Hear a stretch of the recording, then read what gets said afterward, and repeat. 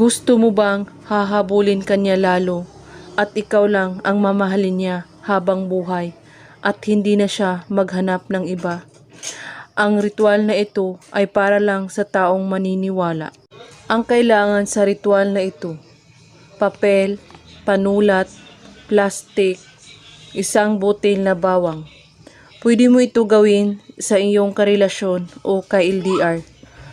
At magugulat ka na lang sa magiging resulta nito dahil hahabulin ka sa taong ginawan mo nito. Kailangan magfo-focus po kayo sa paggawa nito at buo ang inyong paniniwala sa paggawa at walang ibang iniisip at pagdududa. At ihanda mo ang iyong sarili. Kunin mo ang bawang at balatan mo ito. At pagkatapos, isulat mo sa papel ang pangalan at apelyido niya ng 7 beses.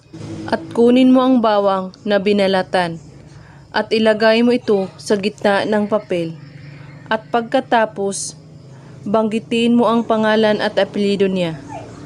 At sabihin mo, hahabulin mo ako at iparamdam mo sa akin kung gaano mo ako kamahal.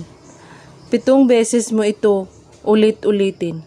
At pagkatapos, ibalot mo ang bawang sa papel at ilagay ito sa plastic na maliit at ilagay ito sa inyong damitan or cabinet.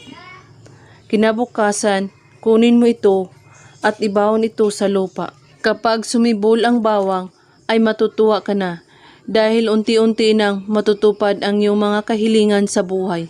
At hayaan mo lang ito. Gawin ito sa Friday lamang, kahit anong oras at araw. Basta't buo ang inyong paniniwala sa paggawa at walang ibang iniisip at pagdududa.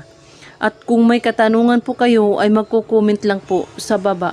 Maraming salamat sa panunood. May God bless us all.